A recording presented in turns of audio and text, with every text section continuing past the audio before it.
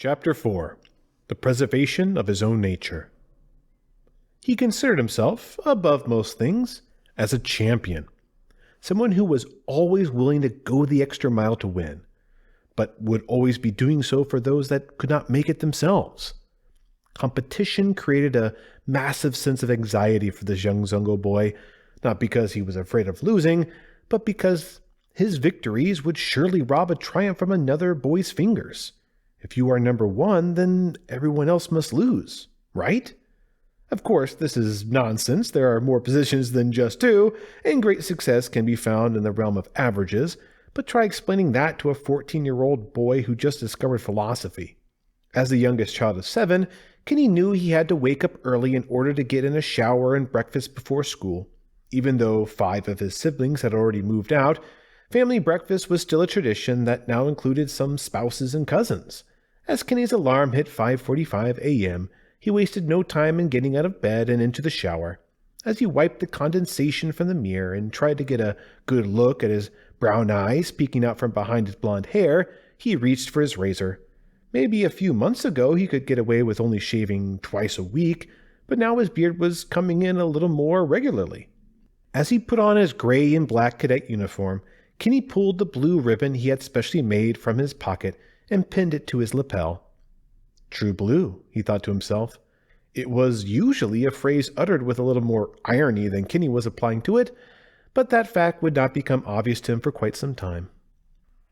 The noise of utensils clanking against dishes, slurps of morning coffee, another dried plant and water earth drink popular among the sleep-deprived, and chattering of almost 24 mouths filled the house long before Kenny even made it down the stairs. "Well, look at you, champ," John Jones said, standing up from the table and walking over to his son. 2 firm hands landed on Kenny's shoulders as his old man shot him a smile. "Still committed to the infantry corps thing, huh?" his father asked, looking at the ribbon. "True blue, Dad," Kenny responded, again not realizing the implication of the phrase. "Whatever you say, cadet." Mr. Jones removed his right hand from his son's shoulder in order to offer a salute.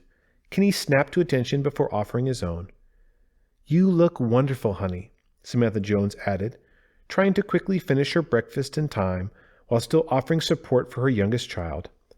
"I wish I could walk you to school on your first day, but—" "You have work to do, Major," Kenny cut her off jovially. "I think the Empire needs her piloting instructors more than I need my mom today, but, thank you." Mrs. Jones responded with a smile and a salute of her own. Kenny took his mother's standard officer sidearm off of the display on the side table by the foot of the stairs and handed it to her across the table. "Even instructors need to be under arms, ma'am," he said with a half-smile. With a mouthful of food, all she could offer in response was her own smile and a nod. Kenny knew he needed to leave soon before he was swarmed by well-wishers and good-luck cadet givers on his way out the door. A cup of coffee to go would have to be his breakfast today, but Kenny would not have it any other way, because apparently he is a whack job who would pass a bacon like a gosh darn criminal. Given its connection to the lowly infantry corps, there was precious little blue to be found in the Chigu Imperial capital. The bombardment of reds, brown, oranges, pinks, and purples had become a very common occurrence to the lifelong military child, but Kenny's fondness for them had diminished greatly since childhood. Blue was his comfort color now, as scarce as it might be. Or perhaps because it was so scarce that it was like a little downtrodden badge of honor, or a sign that says, "I'm a dork, please kick me," but to each their own. Kenny had made it a bit of a habit to find a nice quiet part of the city and study away from the noisiness of home. He had made it over to the new campus a few times, but had never traveled inside for fear of the staff recognizing him as one of the Rogers boys. "Oh, what's this?" Kenny wondered to himself as something newly added caught his eye. "The Thucydides Galactic Imperial Military High School welcomes freshmen," was the greeting that found its way on top of the front gate of the school. Thucydides, Kenny thought with a look of both surprise and pleasure. Like the Greek historian. Makes sense for a human-centric facility. The name is a bit tricky, though. Thucydides. Oh, so that's how you say it. I was not even going to attempt it. I bet you feel foolish now, having read it wrong for 4 chapters. Kenny quickly glanced down at his wrist computer. I want to be late, but only by a few minutes, he rationalized to himself.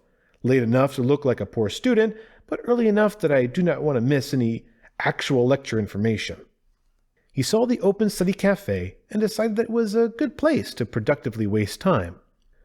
I will wait until class starts and then head up to the classroom.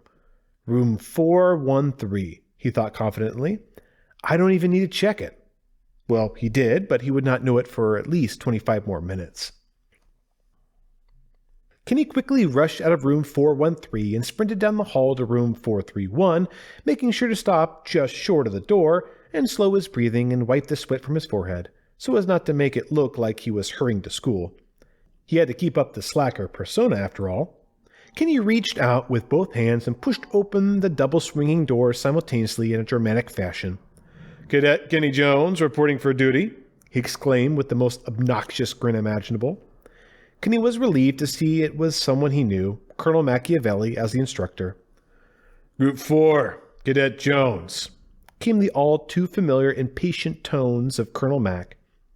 "You can ask your teammates what your assignment is, because I'm not going to repeat myself. I'm passing out your assignment files to your palm computers now. Look over the assignment you'll need to answer after looking over each of your assigned countries quickly. We have to get to the auditorium for your opening ceremony." Kenny made his way to the table marked Group 4, but his grin slowly started to slip from his face. What? Only one girl in our group? He thought incorrectly. At least she's hot. "Yo, Kenny Jones?" "Yes, that Kenny Jones," he said, making sure to give extra attention to the red-headed Hanguk girl. "My smile is my best feature. Time to turn on the charm. This is, my group, right?" "Yes, it is," the Hanguk girl snapped back. "Don't be late to class, or they're going to stick you in the infantry corps." "Ouch! A little uptight," Kenny observed, knowing now he needed to shift course if he wanted to keep things in his favor. A cute nickname that points out her best feature. I got it.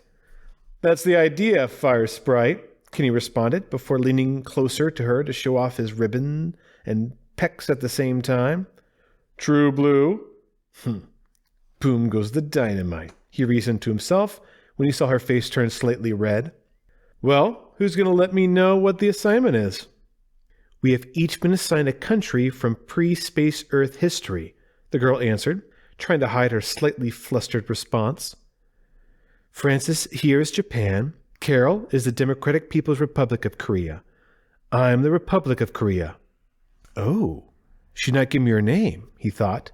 "Here's my chance." "That's not fair," Kenny responded in his best smooth guy voice. "I get everyone's name but yours." Boom goes the dynamite. "Again? Maybe you need an additional phrase for this situation, Kenny?" "Nichol Blake," came the girl's retort. "Let's see," Kenny thought quickly. "Japan and both Koreas. I guess I'd be China then if we're all in Northeast Asia. And that makes you the People's Republic of China." Boom goes the... Nope. I'm putting it into this right here and now. Just assume Kenny always thinks this and fill it in yourself. As the team leader, came the uncertain voice of the Nippon boy next to him. "I think we should take a look at the first question together so that we can be thinking about the answer while researching our countries tonight. That way we can talk about it together tomorrow?" Kenny pondered. "That's good advice, but I have to make my dominance known to the group. Perhaps a quick observation about his least attractive feature?" "Beanpole here is our team leader," he said, pointing at the Nippon with his thumb. "He is an Ambe legacy," Nichol clarified.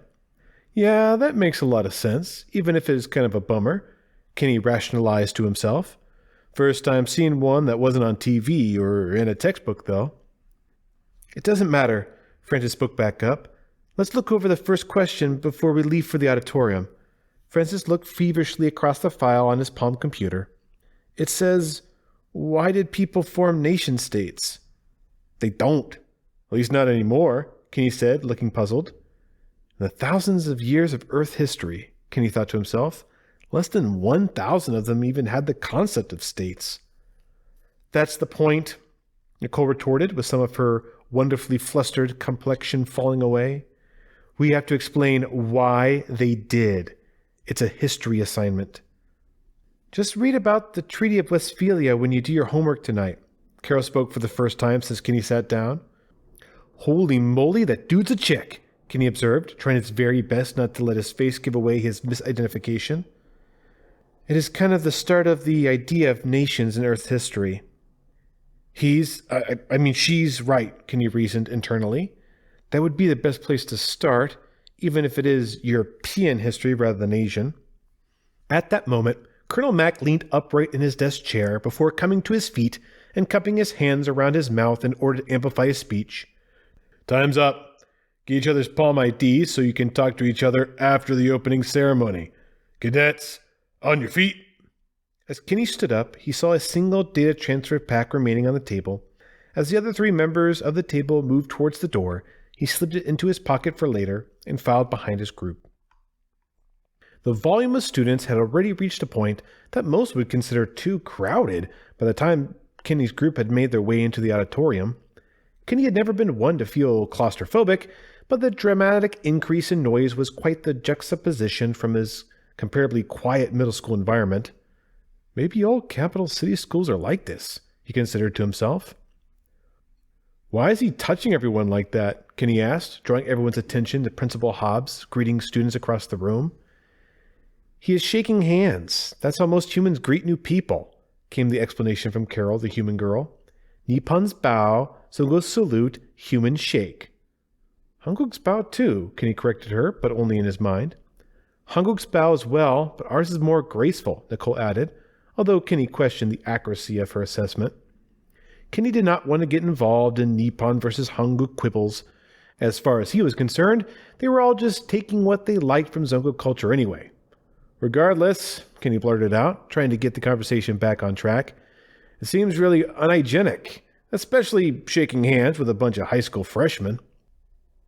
Maybe he wants to seem more human, for their sake, Francis said, gesturing towards the crowd of humans. Great. Now they're embracing, Kenny observed. I hope they both washed their hands and their faces beforehand. Well, he's not, Karel complained, obviously upset about the Zongo principal's human-esque actions. We have no choice but to be in the Empire now, but we would still want to keep human things for ourselves. While Kenny could empathize with her statement, he ultimately felt it was to be a poor distinction. Nothing has been fully Zongo culture for almost 1,700 years, he reasoned to himself. You will just have to accept that the cost of unity is often individuality. You notice how he does not wear or do anything Nippon? Kenny pointed out, hoping to make his thoughts clear. It's because the Empire thinks of them as normal now. Not special, normal. But right now, all you humans are special. As long as you are special, you'll never be normal, Francis uttered, not realizing until it was too late that a rhetorical question that Karel answered herself would have caused less offense. A loud thump rang out across the auditorium as Principal Hobbs placed a large leather-bound object on his podium. What in the world is that? Francis exclaimed, quickly forgetting about his awkwardness from a moment ago. It's a book, Nichol stated, with her matter-of-fact tone that Kenny was unsure if it made her more attractive or more potentially annoying. Maybe a little bit of both? It was an analog way of recording written information using tree pulp from Earth's pre-digital history. Seems like an odd thing for a retired admiral to have, Kenny mentioned, out loud, but mostly to himself. Karel quickly gave an explanation, possibly because she was finally getting comfortable speaking and had an answer worth sharing. Humans still use them in decorating. I have a few at my own home. Maybe it's just him playing human again. Digging that deep into human history to win over a few cadets? Kenny wondered. Maybe there's more going on here than meets the eye. Cadets, started the principal's speech. Today, you're not just students. You are pioneers, trailblazers, pathfinders on a mission to bring about a point of great change in our glorious empire. Gross, Francis yelped a little too loudly, It took Kenny a second to register it was in reference to the principal using his own saliva to turn the stuck pages. Effective. But he was just shaking hands with 100 grubby high school freshmen, Kenny internally observed. Despite the objections from Francis, the principal continued on without skipping a beat. With the launch of the Thucydides Galactic Imperial Military High School, we have witnessed the culmination of 3 long generations of human integration into Imperial society.